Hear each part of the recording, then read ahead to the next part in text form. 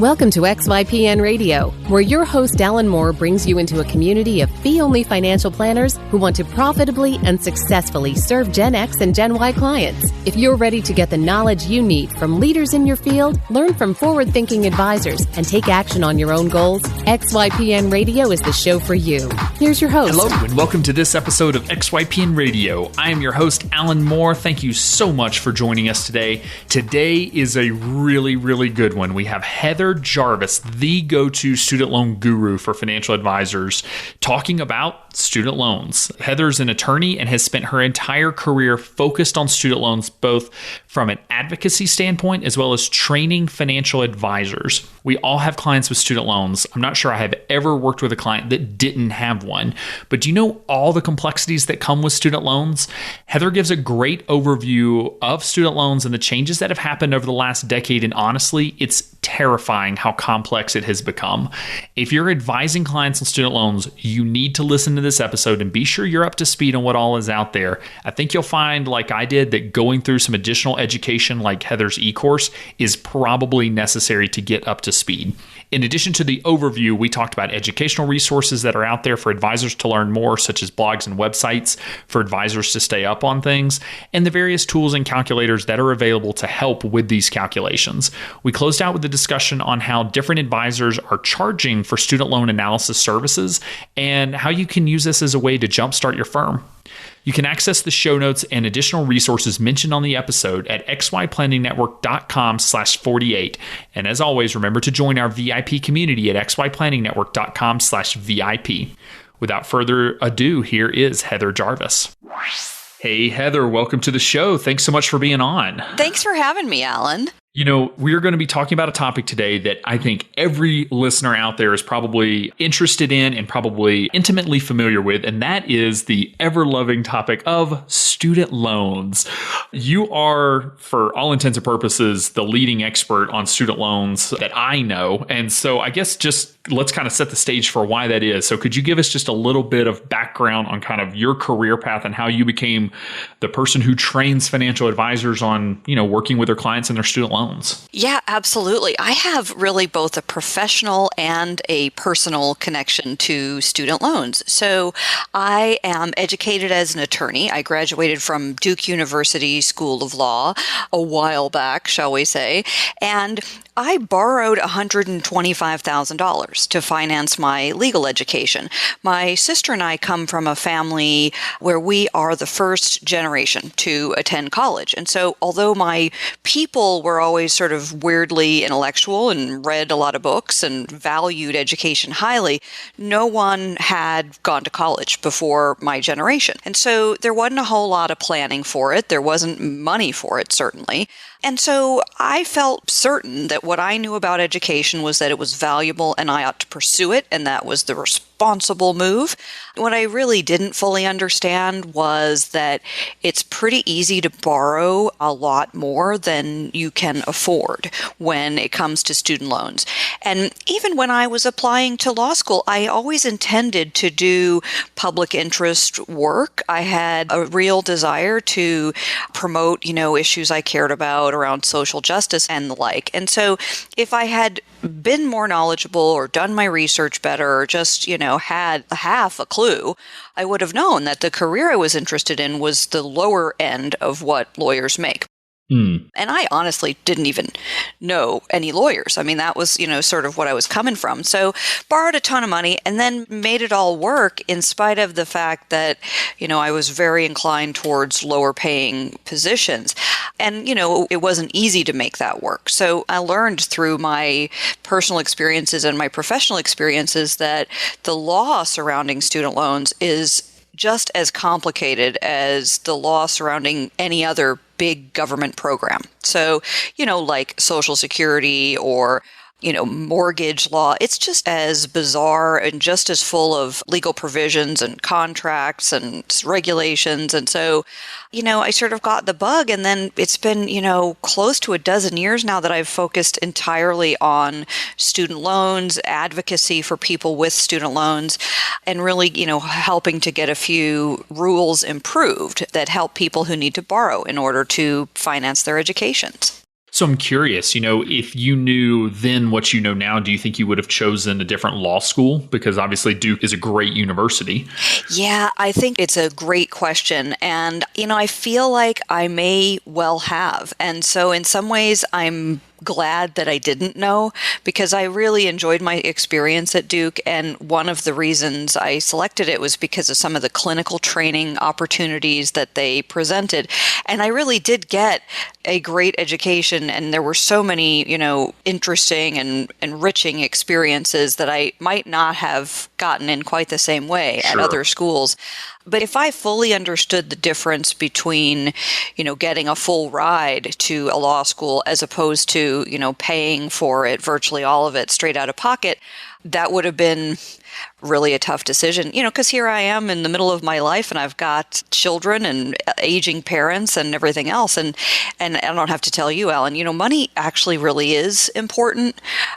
It's, it's one thing to say like, oh, I'm going to make these decisions based on things that, aren't only money, but it comes down to it. It's hard to do the things you want to do unless you have enough. Yeah, and it's almost comical how little information they gave us when we were taking out student loans, because I definitely took out student loans and am almost done paying them off, but not quite.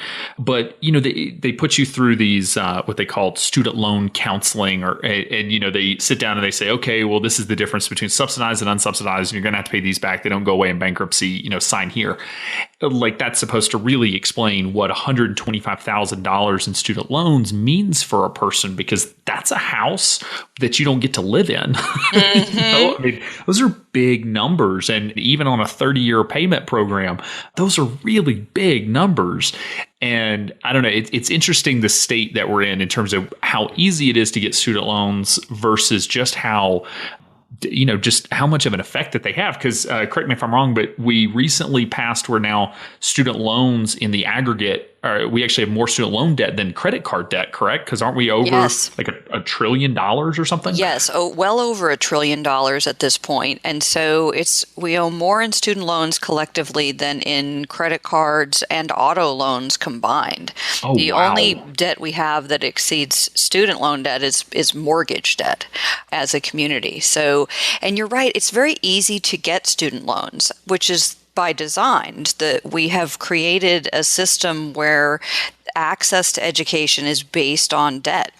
And so it's not difficult to borrow. There are no underwriting requirements for federal student loans. You can borrow them no matter what.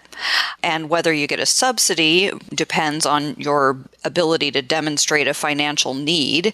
But in any event, everyone is eligible, with a few little exceptions, like people who are drug felons, for example. Everyone is eligible for federal student loans. And so it's quite easy to get them. And it should be, in some ways, easy to get them. They're that way on purpose.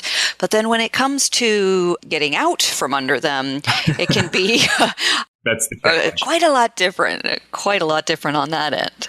Because most of our listeners know government-backed student loans almost never go away, even in bankruptcy, and they're very challenging to get rid of. And I'll say that if I was an investor and was able to dole out loans at almost 7% with no fear of someone ever actually defaulting and the loans going away, I wouldn't do a whole lot of underwriting either. That's my own bias. So we will do our best to avoid the politics, the actual, I guess, left wing, right wing of the politics of student loans, but these matter. I'll say that in my career of working with clients, I never worked with a client that didn't have a student loan. Every single client that came to me had, sometimes they were small amounts. I've worked with a client couple that were both doctors that had $1 million combined in student loan debt from both going through medical school. Grandparents have co-signed student loans for their kids and their grandkids.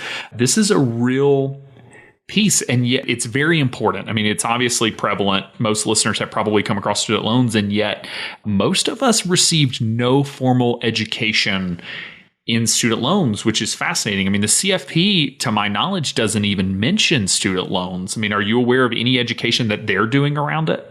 I am only aware that members of the profession are interested in professional development. So there are some training events as part of larger congregations, so you'll have a session here and there at a conference here and there, but it isn't, in my view, really integrated into the essential foundation of training that are received by financial planners. And I think it's because, things have changed a lot lately. As you've said, people are borrowing much, much more than they used to. And that's because the cost of education has gone up so tremendously and continues to do so. But it's also the case that it's a lot harder to work your way through school than it used to be. So I think people in previous generations may have had a different experience when it comes to, how you can be frugal and work and pay your way through college. That's harder than it used to be because of the costs of living and because the labor market is not what it once was. And those things combined with the cost of education make it pretty difficult. So now you really see, only the very most wealthy of families can pay for all of the cost of education out of pocket. So the overwhelming majority of people will borrow at least some, and particularly when we're pursuing lots of education. So those who have graduate or professional degrees or are interested in pursuing those credentials, there's hardly any free money for that kind of education. You're not going to find grants and scholarships often that will do much in terms of defraying the cost. So if you're going to become a doctor or a lawyer or a dentist or someone who has an expensive education, veterinarian, you're usually going to end up with, average graduating debt is easily in the six figures for every professional degree, ranging probably from around 150 average to at least like 350. Orthodontists have a tremendous amount of educational costs. And, it's becoming more and more the case that it's not always true that salaries make this all possible. Many people with a lot of education are able to earn very well, but often it takes additional years of training or lower level positions before they really get going on their earning potential. And it's interesting that you throw out the term of a decade because it was almost exactly 10 years ago that a new federal student loan program called Grad Plus became available. And that changed things dramatically. So before 2006, we borrowed a combination of federal and private student loans for both undergraduate and graduate and professional work. But federal student loans have very low caps on how much an individual may borrow. And so it was never the case that you could borrow everything you needed from the federal loan program. Then in 2006, the federal government implemented this Grad Plus program, which really enables those who are attending graduate or professional school to borrow essentially all they need for the cost of their educations from the federal system. Whereas before that, we got it maybe half and half. People would borrow 50 grand from the feds and 50 grand from private banks. Now you routinely see people with over $100,000 in federal student loan debt. And that's significant because that opens up the flexible repayment options and forgiveness provisions that have been implemented within the federal system to more and more people, and to those that would be likely to need the services of financial planners because they do have complicated financial lives and are looking to, make good decisions with their incomes after their education.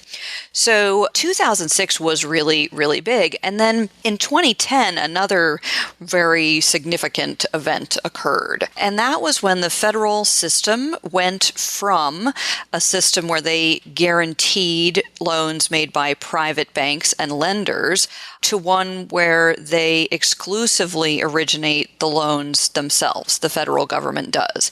So we now have exclusively new loans that are called direct loans, federal direct loans.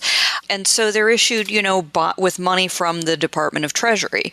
And that is very different. So the banks and private lenders that used to have a very large role within federal student lending no longer do, at least for new loans that have begun in 2010. Now, of course, there's loads of the old loans that they issued before 2010. But that was huge. And then almost contemporaneously with that, we saw the first programs rolled out that permit payments that are tied to income. So we had in the past seen repayment provisions much more like people are used to, where you pay a fixed amount, an equal amount over a given period of time, say 10 years or 30 years. But now there are all of these different plans that fix your payments based on things other than how much you owe and your interest rate, most specifically based on income. And so these income-driven repayment plans, together with some forgiveness and cancellation provisions that have come into effect in recent years, mean that there's a substantial minority of people who should benefit from some amount of loan cancellation or forgiveness after a period of time. And that really changes the way you need to think about proceeding with a repayment strategy. Consolidation used to be a critically important strategy when it came to managing student loan debt. And the main reason that consolidating was important is that it was required in order to access longer repayment terms. So if you were working with someone who was better off not paying high monthly payments, or who wasn't in a position to do that and had other competing priorities, the best thing to do, or really the only thing to do, was to consolidate so that you could get access to more time, up to about 30 years, for example, to spread the payments. And now you don't have to consolidate to get access to reduced payments. And in fact, there are many better ways to do so. And so, one of the things that I think would be useful for people to bear in mind is the difference between a federal consolidation for student loans and a private refinancing of student loans. So oftentimes people use the word consolidate to mean refinance and refinance to mean consolidate. But within the student loan system, it makes sense to remember that a federal consolidation loan is a very special kind of federal student loan. And yes, it serves to refinance the underlying loans. It pays back some loan or loans and it issues a new loan. But you don't do it for the reasons that we think of when we think of refinancing, because it doesn't improve people's interest rates. In fact, the interest rate on a consolidation loan is the weighted average of the underlying loans. So it essentially preserves the costs where they were before, although there's some rounding and other complexity there. But the reason to consolidate is really if you want administrative convenience of having, one loan instead of many loans. But anymore, there's a certain set of people who have those older federal loans, the ones that we were talking about that the banks are involved in. They're known as FFEL loans, Federal Family Education Loans. And consolidating today is primarily only needed for people who have those older loans, those pre-2010 loans, and who can also benefit from sort of modernizing those loans and consolidating them into one of the newer federal loans, the direct loans. In this case, it'd be a direct consolidation loan. And the reason to do that is not because you have longer to repay, and certainly not from an interest rate perspective, but it's mainly so that you can get access to better income-driven repayment options and better forgiveness provisions, because those being new programs are typically only available for the federal direct loans. Now, I think that is probably the most complicating part of student loans. With many government programs, when we make updates and roll out new programs and new laws and things like that, it kind of affects everyone. With student loans, many of the laws and the repayment programs and all of that are really based on when you took those loans out, and they're not doing a lot of retroactive changes. And so if you had a loan from 2009 and a loan from 2011, those two loans are potentially falling under very different sets of rules, which is what makes this scenario so complicated, and where advisors have to be so careful that when they're, making recommendations, that they really understand all of the rules that apply to different types of loans that were taken out in different years. Yeah, I think it's an excellent point. So certainly when a person borrowed, drives a lot in terms of figuring out their options. And it's just as you said, if you borrowed at a specific point in history, you were likely to get a certain loan type as opposed to another loan type. And I do talk about them in terms of types of loans. But even within that, at any particular moment in history, there are several different federal loan types among which a person can choose. And the type of loan someone has is one part of what determines their repayment and forgiveness options. And another thing that's super complicated about these federal loans is that they have something that's called status. So I'm sure your audience is aware with other sorts of debt, the status may be, that your loan is in good standing or it's in default, or it's delinquent.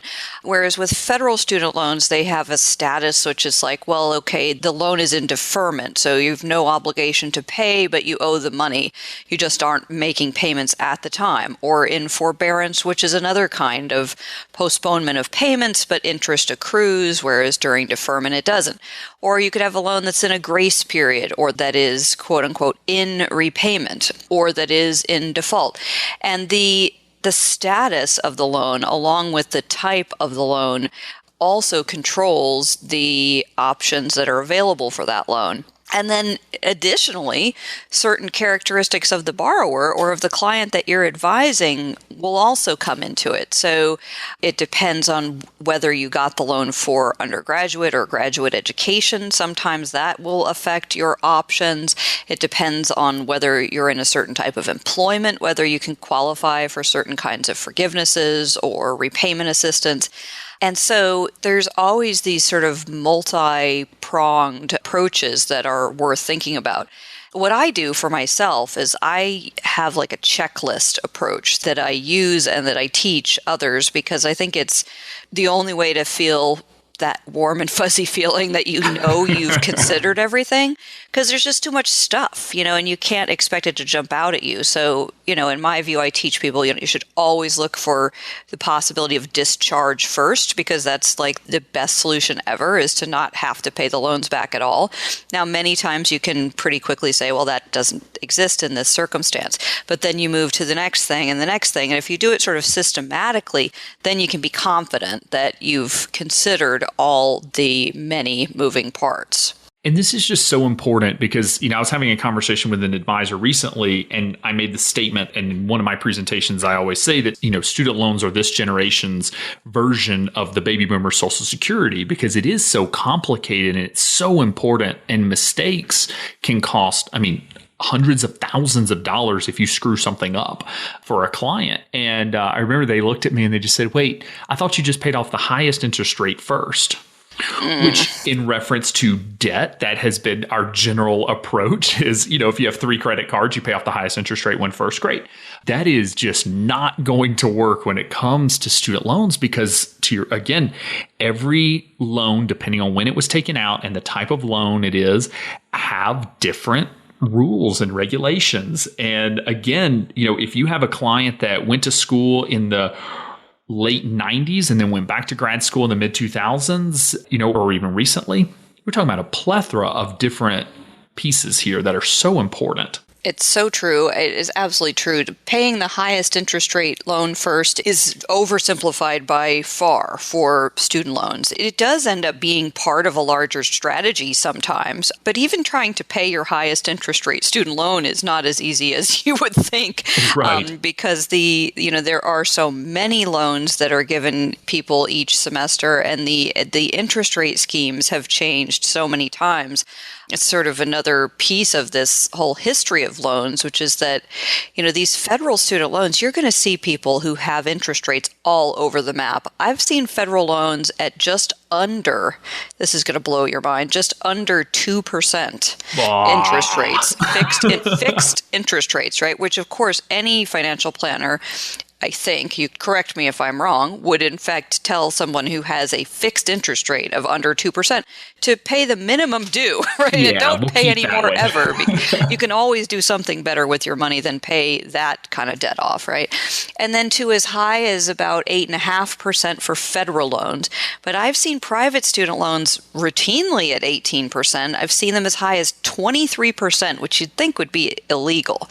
But it's not. So That's a credit card. It is. And then you'll see people too. I mean, this is kind of the other thing to bear in mind. If you've got folks who have student loans at 8.5%, and there are loads of people who have student loans at 8.5%, they also may have gotten some credit card debt while they were in school, getting the loans, at that rate. And then so, it's important to not look at the student loans in a vacuum. And because they're so much more flexible, you can encounter a lot of circumstances where really the best thing to do is minimize the payments on the student loan because there is not a high required payment often, so that they can do other things that you've identified as even higher priorities for them within their financial plan. For example, if they did have credit card debt, or if they were still getting their emergency fund together, or if they had a short-term goal to save for a down payment or whatever, the student loans give you that kind of the flexibility often that you don't find in other kinds of debt or other financial obligations. And for our listeners out there who are thinking, oh my gosh, if we just blew your mind with all of the complexities, yes, this stuff is incredibly complicated, but I want you to know you're not alone. I was giving a presentation recently. There were a couple hundred advisors in the room, very successful independent RIAs. And I asked the question of who would be comfortable coming up here and giving an hour-long presentation on just kind of the broad-based principles of Social Security. Every hand went up.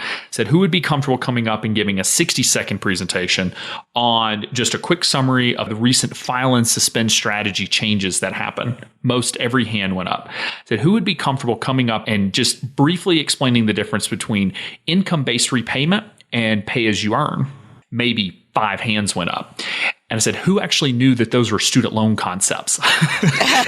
and only those 5 hands went up. And so many of the advisors that were doing work with clients and have been and run successful practices had no idea what an income-based repayment program was. Whenever I just said that out loud, I had to say this is related to student loans for them to even know what I was talking about. Right. Or even, and I think it's very understandable. I also think even in addition to that is that when I hear something like an income-based repayment plan, I'm immediately thinking like low income, like, oh, this may only apply to people, who aren't working or, who have low incomes. Well, the income-based repayment can be most useful for people who have high student debt burdens. So often they're the same people who also have relatively high incomes because they have extensive education. And so we really are talking about that graduate and professional crowd again, who have these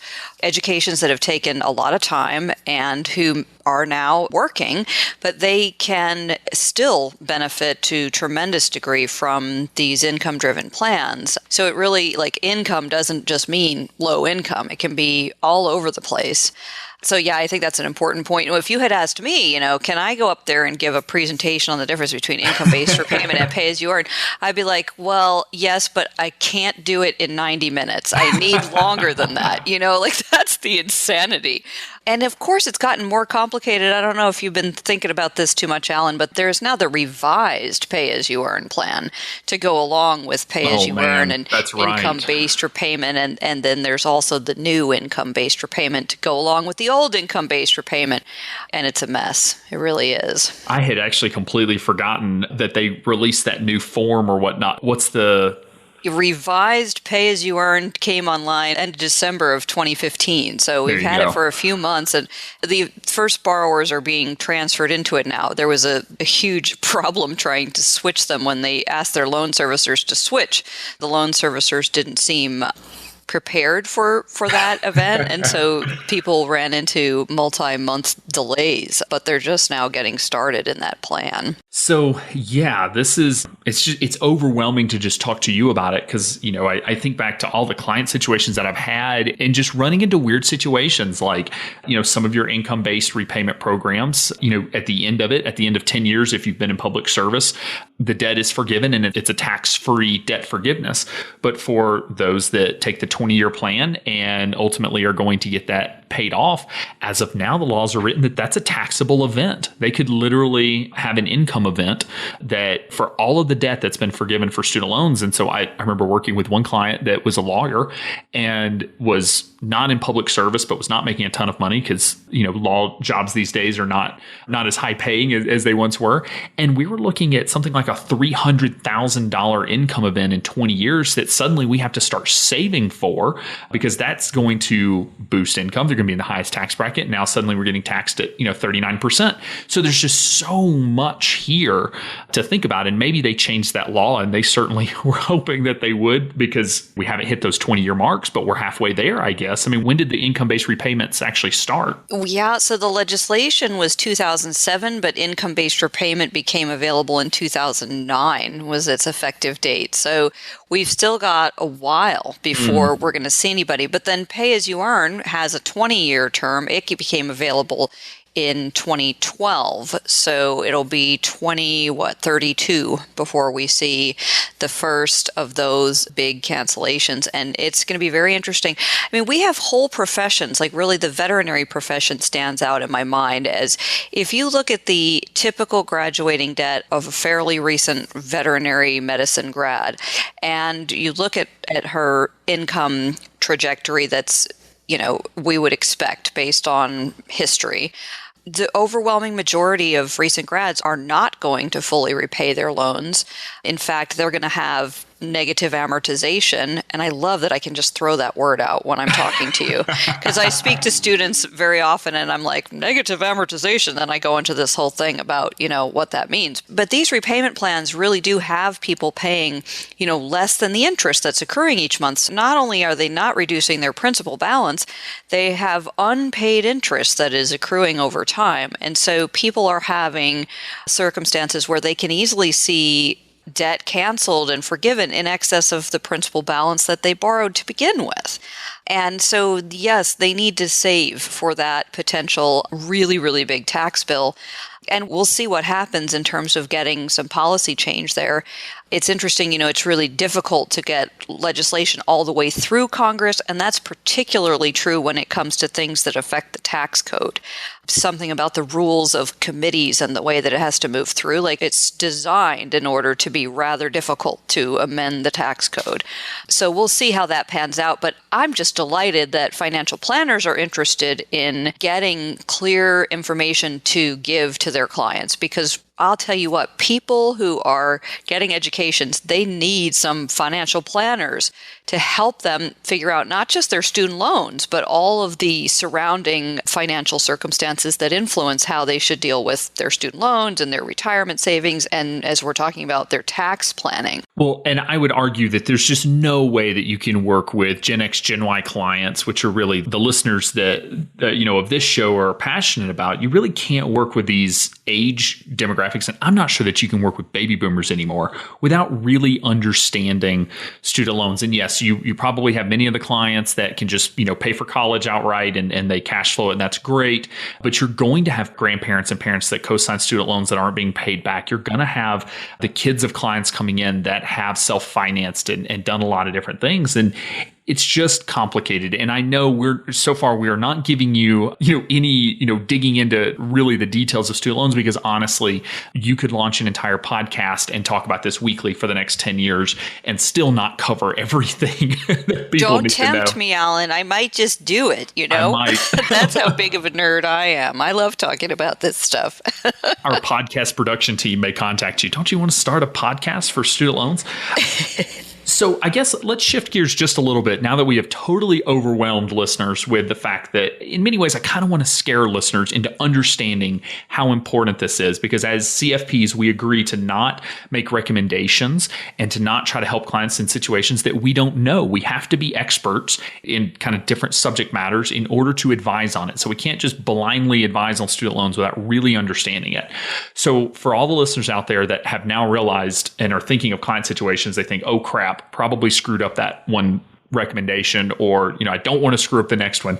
Where are advisors going to learn this stuff? Because just to get caught up to speed, much less, and then we'll talk about kind of forward thinking, but where do you send advisors to get training, your course included, on all these different topics? Yeah. So depending on where you're beginning, there are a lot of excellent resources. So if you're someone who hasn't worked with student loans much in the past, and even if you have a good sense, but you're looking to kind of brush up on some of the fundamentals, I really think it's a good idea to ensure that you know how to read federal student loan records that are generated by the National Student Loan Data System. So people will find that online by its acronym nslds.ed.gov.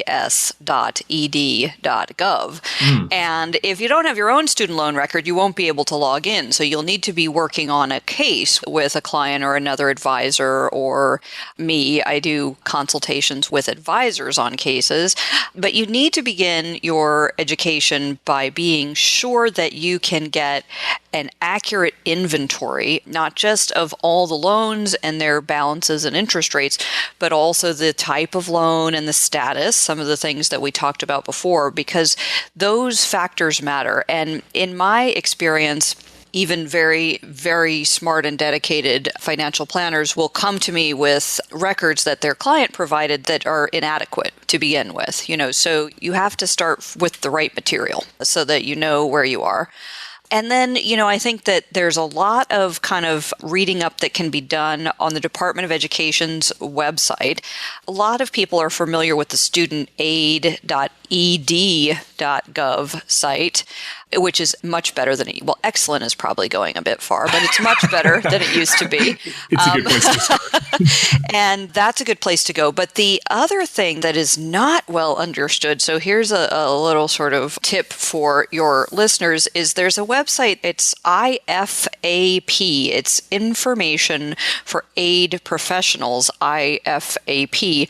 And I believe it's .gov as well, yes. And that will give you some of the kind of behind the scenes kind of details that you may be looking for as a professional advisor. But do look for professional education. On my website, I'm Heather Jarvis, and so my site is askheatherjarvis.com. I do web-based training, both sort of live sessions where you can participate and interact with me and the rest of the group. And we do things from, basic facts about student loans all the way through, really complicated, comprehensive stuff. And I also do stuff, do work with like the XY Planning Network and, all of your major professional associations. So I think that those are really good sources of information. I can't imagine that most planners would want to attend some of the conferences, but the kinds of folks that are interested in these issues tend to be financial aid professionals and consumer attorneys. And I think that those are good places to look for guidance as well. So are there actual conferences dedicated to student loans? There have been one or two sort of pre-con intensives before that I've participated in, but in general, the couple of student loan specific conferences that have been held have been really geared towards advocates like me, so people that are like doing various kinds of work with student loans and really haven't been contemplated the needs of financial planners in their practices.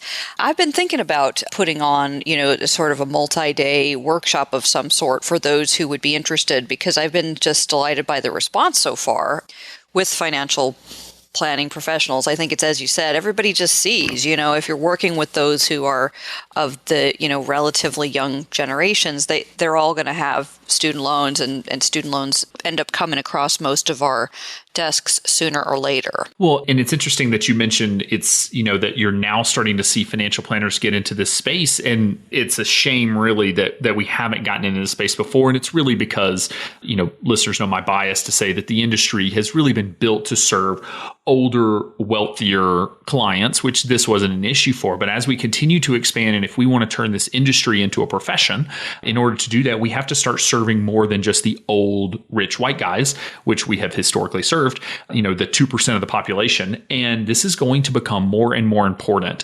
And so you very much undercut your own course. So I'm going to promote it for you because I don't think self-promotion is your gift. I think that's probably true. Yes. I am a debt expert after all, Ellen. You don't get to be a debt expert by being really good at promoting yourself. It's funny how our careers lead to these things. So everyone go to askheatherjarvis.com and we'll link to it in the show notes. Go check out her course. Remind me of the price because it is extremely affordable. Yeah, it's $299 for my comprehensive course, but then I also have a lot of littler courses that are even cheaper, and there's a special discount for XY Planning Network members as well. See, I can promote you, and you can promote me. How about that, Alan? That works. And these are the kind of things that as XYPN we're passionate about getting our members access. But, even without that discount, $299 to get, I would say, 80% of the way there. I mean, you're not going to learn every single detail of every single thing, but it's going to give you the broad-based education to be able to talk about student loans, to be able to really, when a client brings up something, where to look, where the answers are found. And then if you come across situations, like I said, there's some specialties even within student loans to be able to say, I specialize in high income, high debt clients when it comes to student loans. That's probably even a more detailed, more specific niche that's out there. So I guess kind of two more things I want to talk through. One is why, and please tell me you are working with someone on this, but why do we not have any tools, technology-wise, that I'm aware of to help our clients with student loans analysis? I mean, is there anything out there that you can send us to go use in terms of calculators or anything? Yeah, so I can direct you to a lot of things that provide some value, but there is not any one tool that is perfect or ideal. And I think it's mainly because the complicated provisions don't lend themselves beautifully to automation. There are certainly some parts of it that can be crunched in that way. But so you'll find, I think people will enjoy the calculator that the AAMC puts out. That's the American Association of Medical Colleges. And they have something called FIRST for medical professionals. And the tool is designed to be, used by, residents and recently graduated MDs. So it isn't for professional planners, but it is a way of, sort of seeing how these things factor in. But it isn't as flexible as you would want it to be in your practice. The Veterinary Information Network, VIN, VIN, also puts out a free sort of simulator that you can use. The government has something called a repayment estimator at studentaid.ed.gov.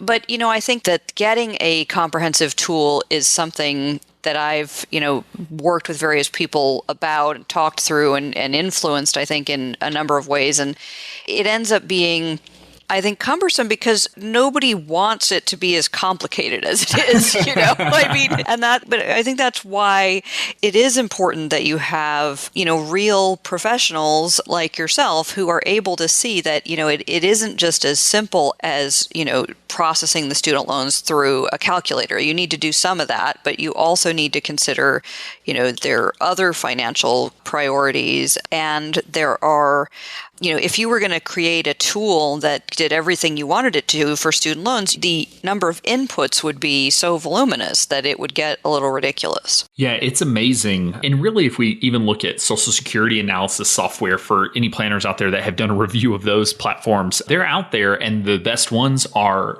cumbersome. They are extremely challenging to use because, again, there are so many details and this stuff is constantly getting updated.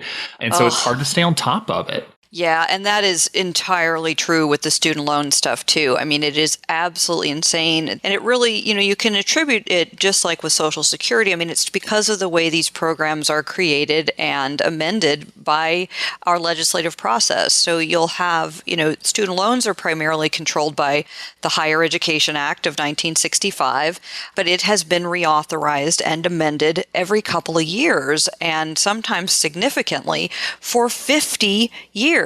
And there are literally tens of thousands of pages of regulations that have been promulgated to interpret the language of the Higher Education Act. And so it's really, really elaborate. And then when you take into the fact that you also have all of these issues of collection law, which is handled at a state basis, at the level of the state rather than the federal government, that serves to, complicate things even farther. So, but I think, and that's why I say, I think using a checklist approach, like the one that I advocate and teach, I think is the way to go in combination with these automated tools and calculators, because that way you can go through and say, okay, I'm kind of categorizing this case as a certain kind of case with a certain kind of either simplicity or complexity or whatever. So you know what has to be done in order to get to an answer you can be confident in for yourself and your client. So I know I'm getting a lot of emails from online lenders that are getting into the space of quote unquote, helping with student loans. Common Bond is one that I have talked to. SoFi is another, I believe, is it Lending Tree or Lending Club? I always get them mixed up, are pushing into this space. So what is your kind of opinion of these various options that are popping up to help? In many ways, it is consolidate or refinance student loans into private loans at maybe better interest rates, maybe not. What are you seeing? Because you've actually dug into the promissory notes to understand how these things work. Yeah, so I have a couple of thoughts on that. In general, I'm pleased to see that there are companies that are competing and creating these, products for student loan refinancing, because there are some people who can really benefit from those products. Now, the part of it that concerns me is when it comes to getting your advice from someone who creates a certain product. I know I know you have some, experience from this in your profession as well. In my view, and I guess I have pretty simplistic views about it, but, I think you need to be entirely objective when you're advising people, and that if you're selling them something that's in your interest for them to buy, it's not kosher. So, and especially because refinancing student loans can be a great idea for some people, and it can be a really bad idea for some people. And it has a certain amount of risk for nearly everyone who contemplates it. So I do think that some of the companies that you mentioned that are relatively new in the space as compared to the larger banks that have been traditionally involved, they have some progressive provisions in their contracts, including some consumer protections that you would not have seen from some of the older products. So I really appreciate that. I think they're putting some pressure on even the big banks to create things that are more useful for consumers and more affordable and such. And I have had excellent dealings with them, just in my conversations, but I would not be entirely comfortable with having, only their advice about whether or not to buy what they're selling. I think it'd be better if somebody could also have their financial planner say, yeah, here are the pros and cons.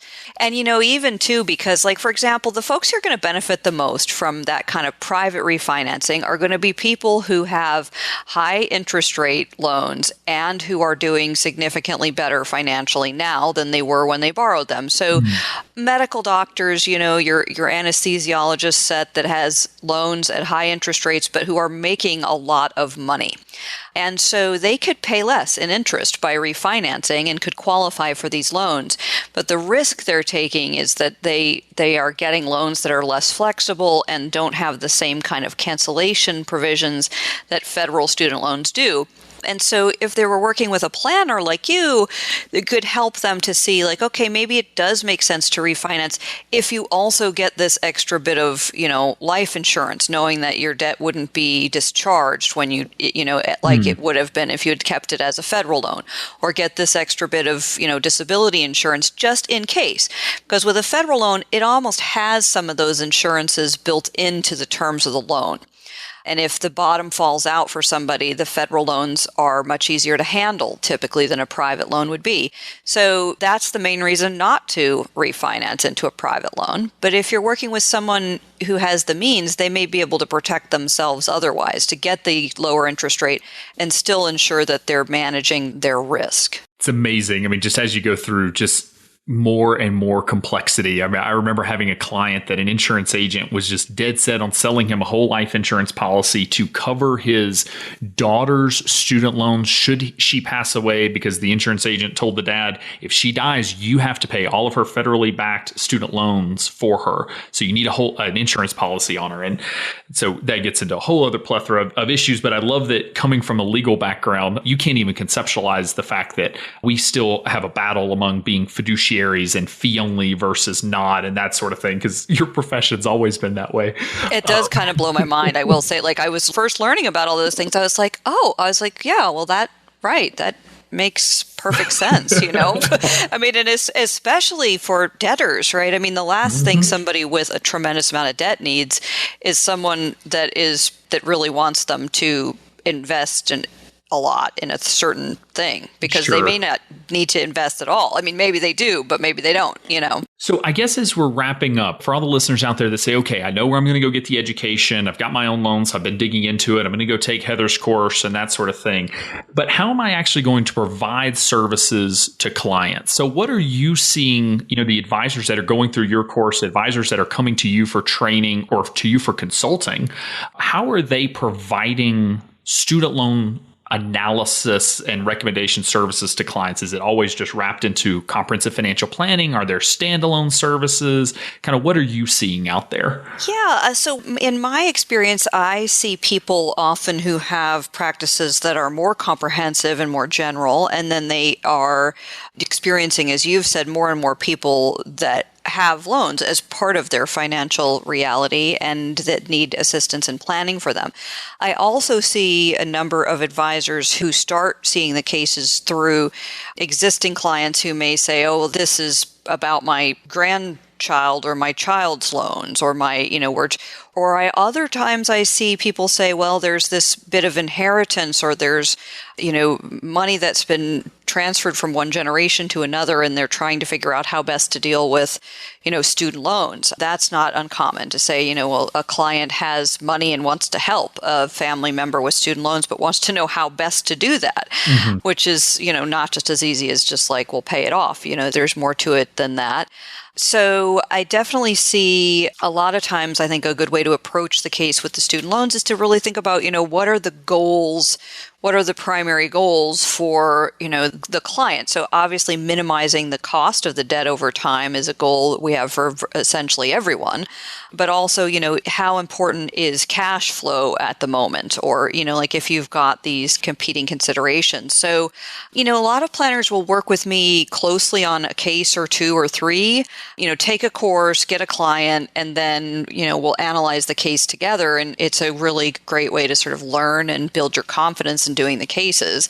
And then we'll be able to do things more or less independently. But then some folks too would just rather not even become experts in a new field, which I don't blame them for at all. I love to hire people to do the things that I'm not as good at. And so, I can do all the sort of background and numbers crunching and everything else and come up with the student loan part of the larger financial plan for folks to just plug into their existing system. It's amazing, really. And I'll say that, we've had a couple of folks on the show, Daniel Wren, Sophia Berra, that I think have an additional model, if you're not just doing comprehensive financial planning, to just charge $400, $500 for a student loan analysis. And to just, yes. I do think it's a challenge to do any type of analysis like that without doing comprehensive financial planning, which is a whole other argument. Because, to your point earlier in the show, you do have to see all the different angles of the financial financial plan to be able to make good recommendations. But in many ways, it's a lead gen service and it's a revenue generator to go in and do an analysis and have a 60 or 90 minute phone call with a client to, explain various aspects. I think it could be a really powerful service model, for folks that are getting their firm started to really jumpstart their firm and get new clients coming in the door, create raving fans, and help a lot of people. Because, $400 for an independent, fiduciary advisor that's an expert to take a look at student loans, that you get 100 times the value, I think, of doing that service. Oh, yeah, absolutely. That's so true. And yeah, I didn't mean to overlook that model, because you're right. Those professionals and a couple of others, not a lot of people yet that I'm aware of, although I'm very interested in learning more of the people who are interested in it, because the need is tremendous. I mean, I don't work individually with student loan borrowers. That's by choice. And so every day I'm asked by people, who can I hire to help me figure this out? And I, want to help create the expertise within your profession and otherwise, if I, insofar as I can contribute, so that there are more people who are available, because there's a huge, huge demand for it. And there's a lot of value that you can provide people by taking a look and, helping to highlight for their attention really the decision points that they face. Because there are just many different choices available to people with student loans. And that's kind of the beauty of it too, though, is that there's nearly always something you can do to help and make things considerably better for someone who might feel pretty overwhelmed when they first approach you. So very, very true. Heather, thank you so much for taking the time to come on and share your expertise. I suspect you are going to get a boost in course sales after this goes live. And if you don't, I will be very disappointed, because honestly, I think it's the one place I send folks whenever they're looking for education. But it's the starting point, and you've got to get that education if you're going to work with student loans. So thank you so much for coming on and sharing all of this with us. My pleasure, Alan. Thanks so much for all that you and the XY Planning Network do. Thank you.